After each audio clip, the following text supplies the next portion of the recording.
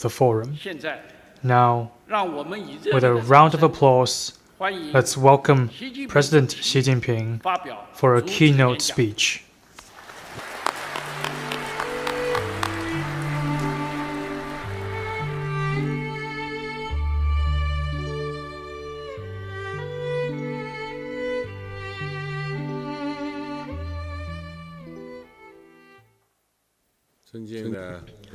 Your Excellencies, heads of state and government, Your Excellencies, heads of international organizations, Your Excellencies, members of the Board of Directors of the Boao Forum for Asia, distinguished guests, ladies and gentlemen, dear friends.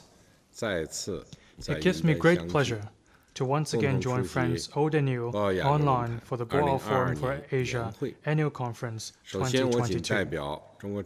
I want to begin by extending, on behalf of the Chinese government and people, and also in my own name, hearty welcome to all participating guests and warm congratulations on the convening of the annual conference. Right now, changes of the world, of our times, and of history are unfolding in ways like never before. These changes are posing challenges that must be taken seriously by humanity. We have yet to walk from the shadow of a once-in-a-century pandemic, but new traditional security risks are already emerging.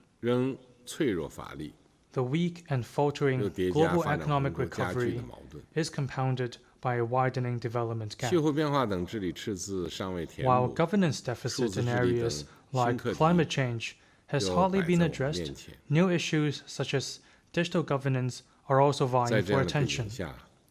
Viewed in such a context, the theme of this year's annual conference, The World in COVID-19 and Beyond, Working Together for Global Development and Shared Future, cannot be more relevant.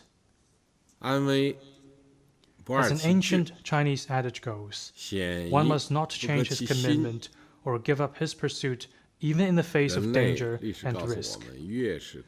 A review of human history teaches us that the more difficult things get, the greater the need grows to stay confident. Problems are not to be afraid of, as it is one problem after another that have driven the progress of human society. No difficulties could ever stop the wheel of history. Faced with the many challenges, we must not lose confidence, hesitate, or flinch. Instead, we must firm up confidence and press ahead against all odds. Ladies and gentlemen, friends, for us to break through the mist and embrace a bright future, the biggest strength comes from cooperation, and the most effective way is through solidarity. Over the past 2 years and more, the international community has been working extremely hard to respond to the COVID-19 challenge and boost global recovery and development. The hardships and challenges are yet another reminder that humanity is a community with a shared future where all people rise and fall together, and that all countries need to follow the trend of the times featuring peace, development, and win-win cooperation, move in the direction of building a community with a shared future for mankind, and rise to challenges and build a bright future through cooperation. We need to work together to defend people's lives and health. Safety and health are the prerequisite for human development and progress. For humanity to clinch a final victory against the COVID-19 pandemic, more hard efforts are needed. It is essential that countries support each other, better coordinate response measures, and improve global public health governance so as to form strong international synergy against the pandemic.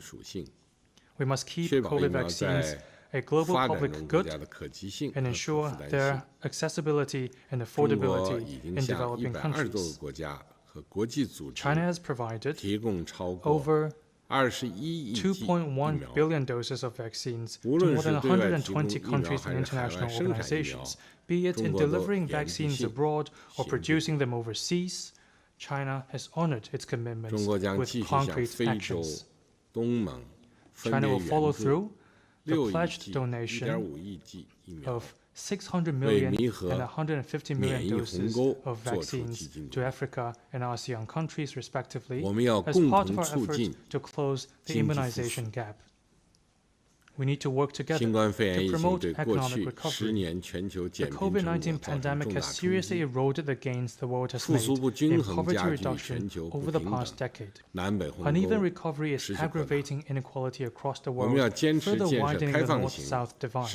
We should stay committed to building an open world economy, stay on top of the dominant trend of economic globalization, increase macro policy coordination, turn to science and technology for more growth drivers, keep global industrial and supply chains stable, and prevent serious negative spillovers from policy adjustments in some countries, all in an effort to promote balanced, coordinated, and inclusive global development. We should follow a people-centered approach, place development and people's well-being high on the agenda, and when policies are implemented, measures adopted, and actions taken, always give top priority to bettering people's lives. We should pay due attention to the pressing needs of developing countries and advance practical cooperation in such key areas as poverty reduction, food security, development financing, and industrialization, in a bid to address uneven and inadequate development.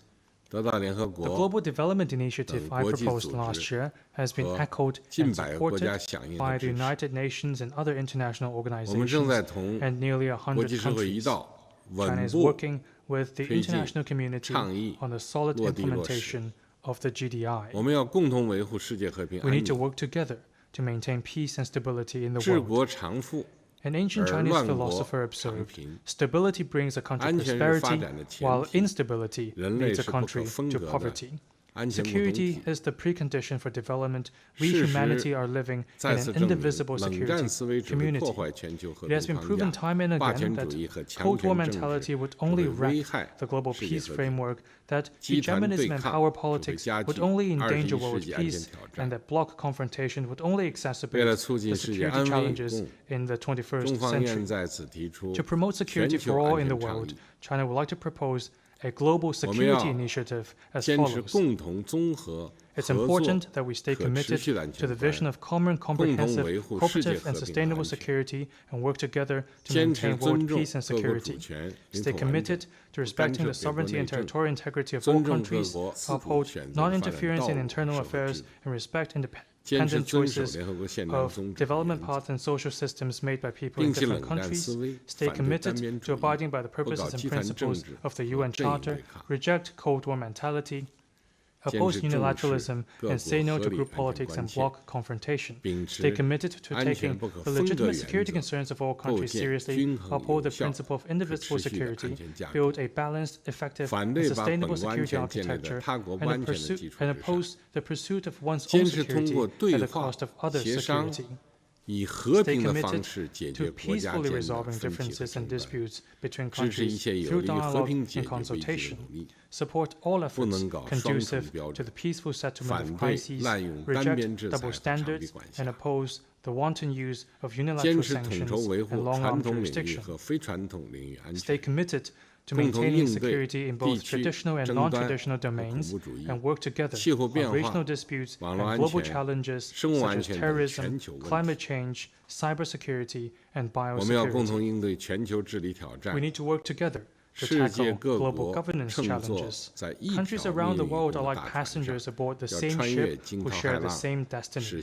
For the ship to navigate the storm and sail toward a bright future, all passengers must hold together.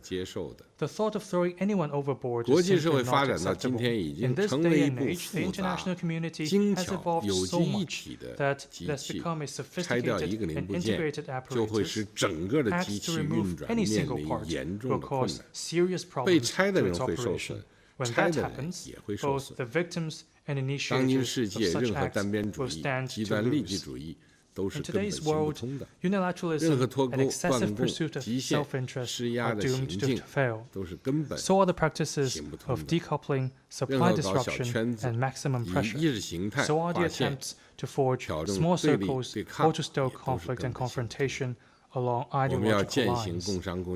Instead, We need to embrace a global governance philosophy that emphasizes extensive consultation, joint contribution, and shared benefits, promote the common values of humanity, and advocate exchanges and mutual learning between civilizations. We need to uphold true multilateralism and firmly safeguard the international system with the UN at its core and the international order underpinned by international law. It is particularly important for major countries to lead by example in honoring equality, cooperation, good faith, and the rule of law, and act in a way befitting their status. Ladies and gentlemen, friends, having been through hot and cold wars, hardships and tribulations, people in Asia deeply cherish the value of peace and understand that development gains do not come easily. Over the past decades, Asia has enjoyed overall stability and sustained rapid growth, making possible the Asian miracle. When Asia fares well, the whole world benefits. Therefore, we need to continue developing and strengthening Asia, demonstrate Asia's resilience, wisdom, and strength, and make Asia an anchor for world peace, a powerhouse for global growth, and a new pace setter for international cooperation. First, we should resolutely safeguard peace in Asia.